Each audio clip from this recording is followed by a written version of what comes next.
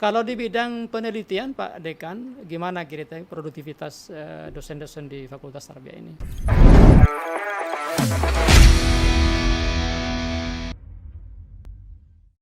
Assalamualaikum warahmatullahi wabarakatuh. Waalaikumsalam warahmatullahi wabarakatuh. Hari ini saya berkesempatan mengunjungi Alhamdulillah. Fakultas Tarbiyah YIN Madura Terima dan kasih, Pak kebetulan Rektor. sekarang bersama dengan dekan.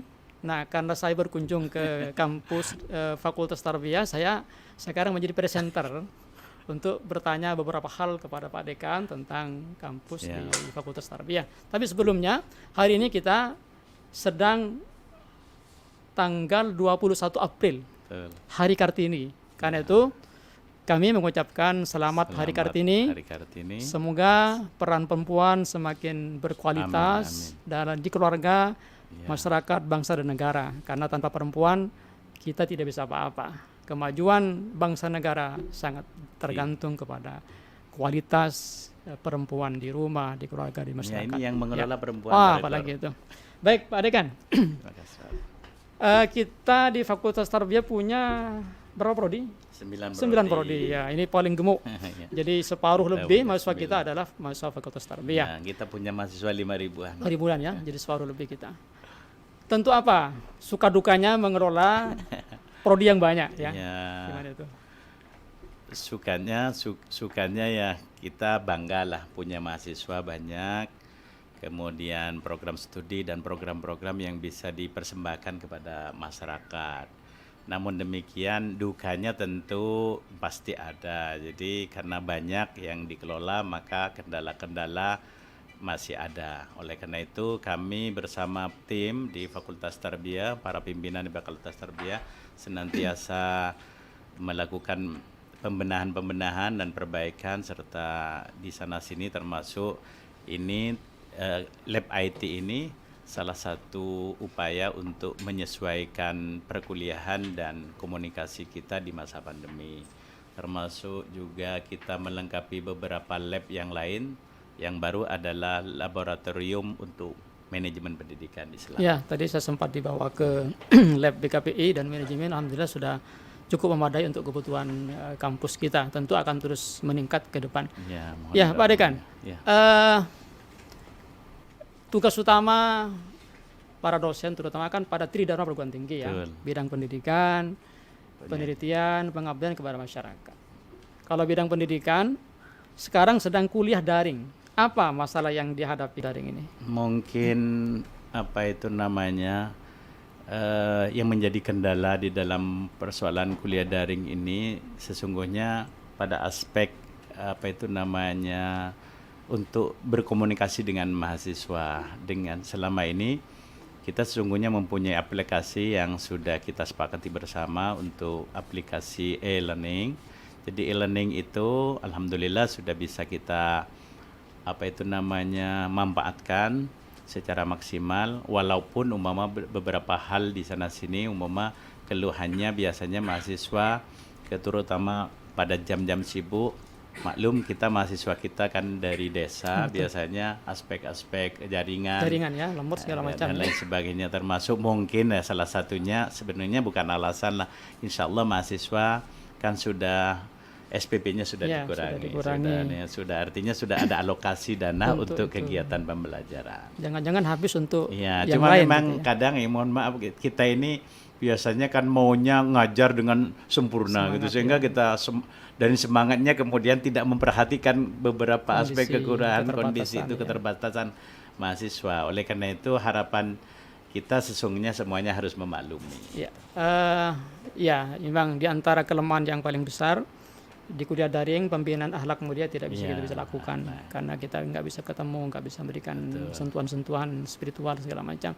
Kalau di bidang penelitian, Pak Dekan, gimana kira-kira produktivitas dosen-dosen di Fakultas Tarbiyah ini? Ya, produktivitas penelitian dosen itu kan sesungguhnya sekarang sudah berbasis kaprodi, Ya. prodian. Oh, prodi ya. Oleh karena itu prodi itu memang kita di fakultas mestinya di masa-masa yang akan datang juga mengalokasikan dana penelitian itu sehingga untuk bisa kompetisi untuk mendorong dosen-dosen kita secara produktif untuk melakukan penelitian. Namun demikian kan sesungguhnya secara mandiri dosen harusnya adalah dia setiap apa yang diajarkan harus berbasis penelitian. Ya, Nah ya, inilah. Namun demikian alhamdulillah beberapa dosen sudah melakukan itu karena melalui mini riset, kemudian riset-riset yang sederhana dan yang terkait dengan perkuliahan mereka masing-masing. Ya, bahkan kita mewajibkan setiap penelitian Ya. itu melibatkan mahasiswa secara aktif.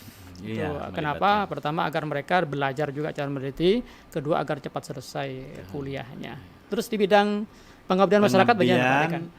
Pengabdian kita tahun 2020 itu sudah melaksanakan pengabdian ada sekitar semua dosen, artinya sekitar 70% dosen terlibat, termasuk juga melibatkan mahasiswa dalam kegiatan-kegiatan penelitian pengabdian walaupun itu masih sederhana. Ya, jadi memang kadang-kadang banyak juga yang tidak tercatat pengabdian para dosen, betul. Karena sesungguhnya para dosen kita itu di masyarakat menjadi pembina pengajian, mengisi pengajian, menjadi khotib. Nah itu kadang-kadang tidak tercatat, karena itu penting itu adalah bagian dari pengabdian. Tinggal dicatat aja Pak Dekan sehingga menjadi banyak nanti itu. Nah kemudian di bidang kemahasiswaan Pak Dekan, apa program atau masalah yang dihadapi? Program-program apa? Sepertinya baru saja mengadakan event Dekan Cup ya, gimana itu? Ya, jadi alhamdulillah tahun 2021 ini mahasiswa pada tanggal 13 kemarin itu tanggal 12 itu pembukaan untuk Dekan Cup. Dekan Cup ini oleh pembina mahasiswa dalam hal ini Wadek 3 bersama para ketua-ketua Ormawa di lingkungan Fakultas Tarbiyah itu sudah merencanakan dan bahkan pembukaan sudah dilakukan.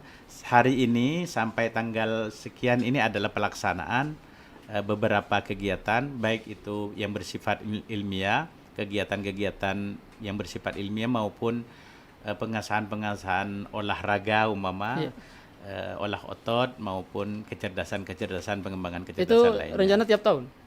Iya, insya Allah. Gitu. Jadi kita mulai Tujuannya apa itu? Tujuannya untuk mengembangkan minat bakat sehingga mereka juga di masyarakat bisa berkompetisi dalam hal non akademik. Luar biasa. Kalau secara akademik kita kan sudah kegiatan pendidikan pengajaran itu saya pikir sudah melalui perkuliahan. Terus apa tantangan dalam mengembangkan kompetensi mahasiswa apa itu?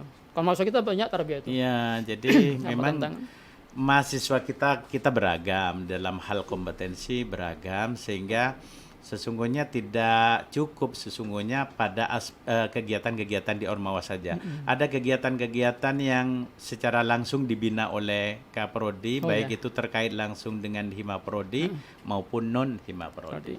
Kegiatan-kegiatan itu baik akademik, non akademik, lomba-lomba dan lain sebagainya. Di samping tentu mereka di samping kampus, di luar kampus mereka juga mengembangkan diri lewat ekstra kampus ya, beragam macam-macam lah itu. Intinya jadi mahasiswa kita itu di masyarakat sesungguhnya banyak kegiatan-kegiatan yang terlibat di dalam kegiatan-kegiatan kemasyarakatan, baik itu yang terkait tadi itu non akademik maupun apalagi sekarang kan dari kebijakan Pak Rektor kan sudah ada SKPI, surat keterangan pendamping ijazah. Nah ini tinggal bagaimana kita mengkoneksikan kegiatan-kegiatan itu sehingga bisa nanti dari prestasi itu bisa menjadi keterangan yang nanti bisa mendampingi ijazahnya ketika keluar di masyarakat. Jadi masyarakat tahu, oh ini punya kompetensi ini, oh ini punya kelebihan minat bakatnya ini, gitu dan lain sebagainya. Baik, kalau kompetensi dosen atau kemampuan dosen dalam menulis karya ilmiah di jurnal gimana perkembangannya? Kan ada jurnal kalau di kita itu Sinta 1, 2, 3, 4 gitu. Jadi di samping itu kita mempunyai 9 prodi ini kita masing-masing sudah punya jurnal kan? Jurnal, satu ada jurnalnya Fakultas Tadris. Sudah Sinta 2 sepertinya. Sudah Sinta 2. Kemudian yang MPE itu rejim itu Sinta 4. Sinta 4 dan kemudian di samping ada mahasiswa juga yang dilibatkan di situ, juga ada yang alokasi space untuk karya tulis mahasiswa gitu. juga Bagus, ada terutama di rejim. Jadi ya, artinya ada mahasiswa mandiri Iya, atau kolaborasi dosen dengan dosen mahasiswa, mahasiswa kan, gitu ya. rata-rata begitu. Ya, Dosen dengan saya rasa mahasiswa. bagus itu untuk melejitkan akreditasi kita. Itu harapannya juga di prodi-prodi lain begitu. Karena memang yang ditanya itu sejauh mana dosen melibatkan mahasiswa dalam kegiatan-kegiatan tridharma gitu. Jadi kalau dosen sudah melibatkan mahasiswa dalam menulis artikel di jurnal itu bagus sekali. Terus gedung gimana Pak Atik? Gedung tarbiyah itu gimana? Sesuai dengan 9 prodi mahasiswa sekian gitu. Iya, alhamdulillah kita sampai saat ini karena masa pandemi kita kegiatan daring butuh ya, itu masih memadai cuma memang ada beberapa ruang yang sudah kita tempati untuk lab, ada paling tidak ada dua ruang untuk lab, mungkin nanti agak berkurang. Oleh karena itu kami membutuhkan penjelasan informasi kebijakan tentang kuliah ke depan, ke depan sehingga kita bisa mengatur. Insya Allah kalau umpama separuh daring separuh luring, insya Allah masih memadai. Ya, nanti kita diskusi lagi dengan para dekan. Siap. Untuk menentukan kebijakan berikutnya, walaupun kita berpikir akan berusaha masuk separuh-separuh ya, paling tidak untuk mahasiswa 2 angkatan yang belum pernah masuk kuliah. Di samping itu mungkin Pak Rektor, karena perkuliahan jarak jauh ini saya pikir tidak selamanya juga negatif artinya mumpung sekarang, jadi mungkin separuh-separuh kita harus ada yang daring juga gitu, kita atur nanti secara formal untuk memanfaatkan teknologi. Ternyata dampaknya juga dengan daring ternyata banyak aspek yang bisa kita lakukan tanpa harus bertemu di kampus, walaupun beberapa hal cuma mungkin untuk menghadapi kuliah massal ini, kuliah luring ini, mungkin recovery tentang perilaku pertemuan dosen dengan mahasiswa ini agak masih emosional ini yang mungkin yang perlu kita sesuaikan. Iya, benar-benar. Jadi sementara tidak butuh ruang banyak karena sedang daring. Tapi kalau sudah luring, kita tadi saya tanya maksudnya banyak sekali. Jangankan ruangan, ruangan itu parkir itu susah, kita harus ngatur itu. Jadi parkir kita sudah teratur, alhamdulillah kita punya berseri itu. Jadi parkir itu bagaimana itu di atas mobil, di bawah itu untuk sepeda motor. Gitu. Jadi tapi begini Pak Dekan, fenomena banyaknya mahasiswa berkendaraan ke kampus, baik roda 24, menunjukkan bahwa mereka sejahtera. Iya itu.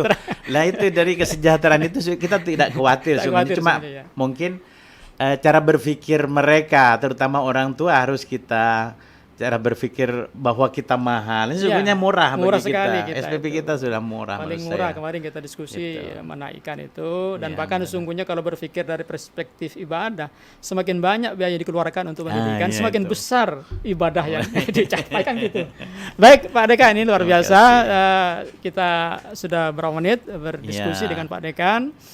Pertama saya mengucapkan selamat sudah punya Fatar Talk ya. Ini tentu menjadi media yang bagus untuk pengembangan para dosen dan sebagian mahasiswa kita, karena ternyata lulusan tarbiyah itu setelah keluar ternyata beragam, sebagian malah di tempat-tempat di media ya, kemarin saya ketemu itu, karena itu terus dimanfaatkan dan diperbagi ke depan itu.